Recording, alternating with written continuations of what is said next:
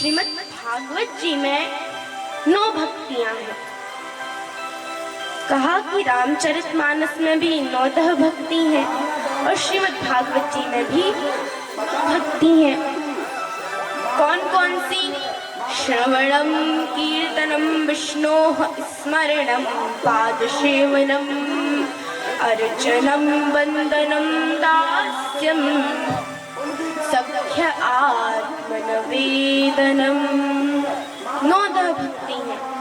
श्रवणम पहली भक्ति श्रवणम। श्रवणम मतलब सुनना। सुनने के भी कई प्रकार होते हैं। एक सुनना है जो बड़ा अच्छा है, बहुत अच्छा है, कानों से सुने, हृदय में रखें, जीवन में उतारें। एक सुनना है कानों से सुन लिया, समय आने पे जीवन में उतार दिया, ये भी अच्छा है।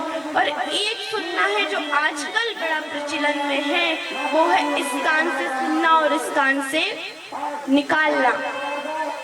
कि कथा में देखो तो भीड़ नहीं समा रही और सुनने वाले कितने 150, बाकी सब कैसे?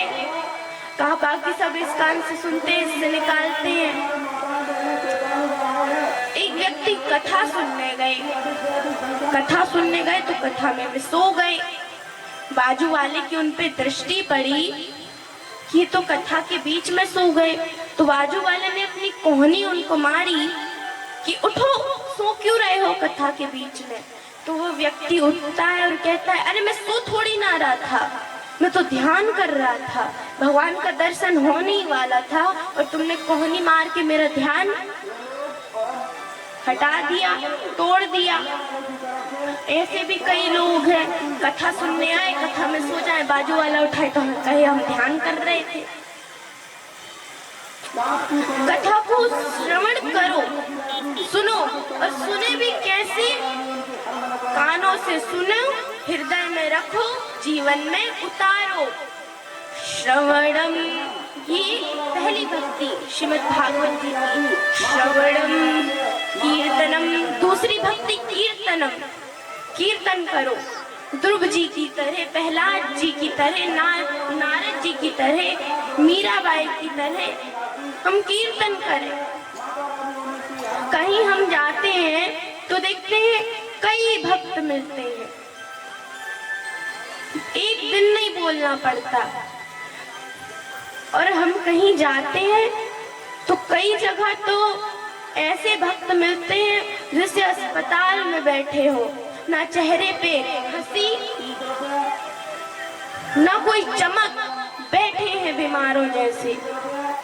अरे भाई, भगवान का कीर्तन कर रहे हो, खूब नाच नाच के, ताली बजा बजा के कीर्तन करो।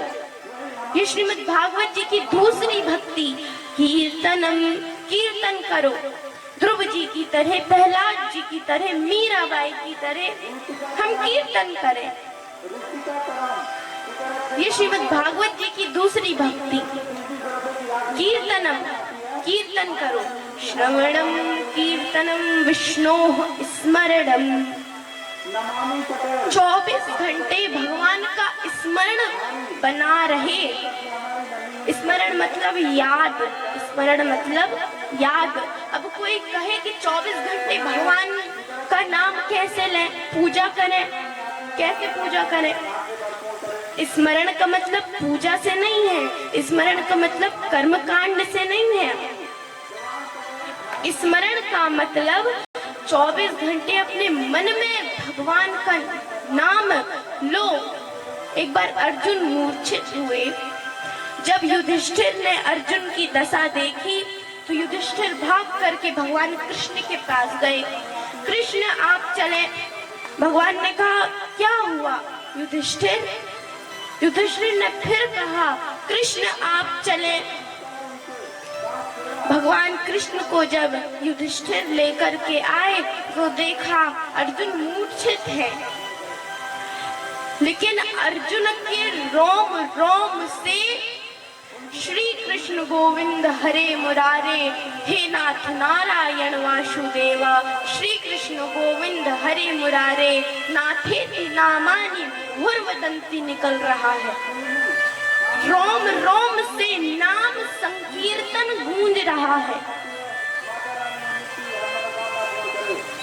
एक बार रामचरितमानस में एक कथा आती है, जब हनुमान जी लक्ष्मण जी के लिए संजीवनी बूटी लेने के लिए गए और जब लौट रहे थे हनुमान जी लक्ष्मण जी के लिए संजीवनी बूटी ले करके, भरत जी ने देखा तो बाण मारा। हनुमान जी मूर्छित होकर के गिर गए। जब सब हनुमान जी को देखने आए तो हनुमान जी की एक प्रत्येक श्वास से जय श्री राम निकल रहा है। स्मरण वो होता है, 24 घंटे भगवान का स्मरण करो, 24 घंटे भगवान का स्मरण करो। तीसरी भक्ति स्मरणम पाद सेवनम। बड़े तर्क बितर करते हैं, बच्चे तर्क बितर करते हैं कि भगवान के चरणों को धुल करके उस जल का पान करने से होता क्या है। आज मैं बताऊंगी होता क्या है। शास्त्र कहते हैं अकाल मृत्यु हरणम सर्व व्याधि विनाशनम विष्णु पादोदकम पीत्वा पुनर्जन्म न विद्यते। जो भगवान श्री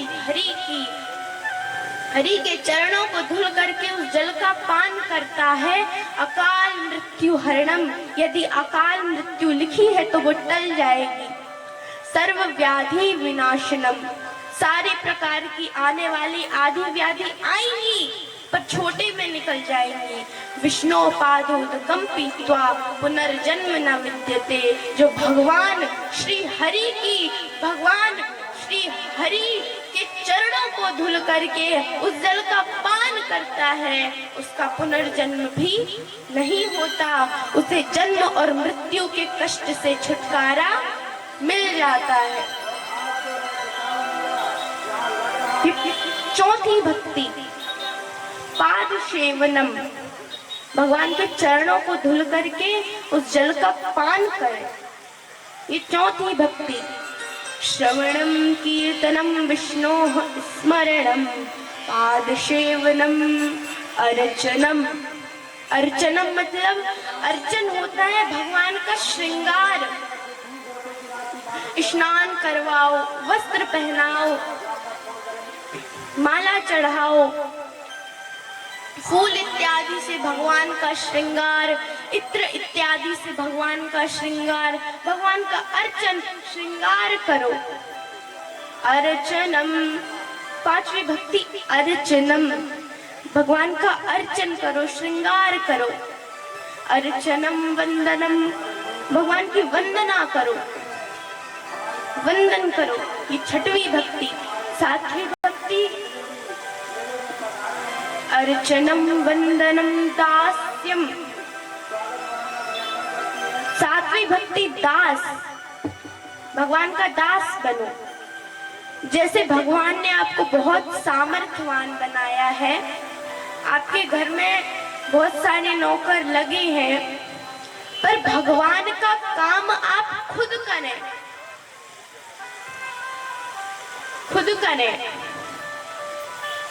जैसे भगवान का भोग बनाना हो आप खुद बनाएं, भगवान के मंदिर की सफाई करनी हो आप खुद करें। ये इसके उसके भरोसे मत छोड़े कि वो आएगा तो वो कर देगा, वो कर्मचारी आएगा तो वो कर देगा। नहीं, भगवान के वस्त्र सिलने हैं आप खुद सिलो, भगवान की माला बनानी है आप खुद बनाओ, भगवान का मंदिर साफ करना है आप खुद करो। यही तो दास का काम होता है, भगवान का दास बनो। दास्यम सख्य, भगवान को सख्य भाव में पूजो। त्वमेव माता पिता त्वमेव बंधु सखा त्वमेव विद्या द्रविणम त्वमेव सर्वं मम देव देव। और नौवीं भक्ति आत्मनिवेदन, आत्मा से अंतःकरण से परमात्मा को पूजो। ये 9 भक्ति श्रीमद् भागवत जी में आई हैं। श्री वेद व्यास जी 9 भक्ति का वर्णन श्रीमद् भागवत जी में करते हैं।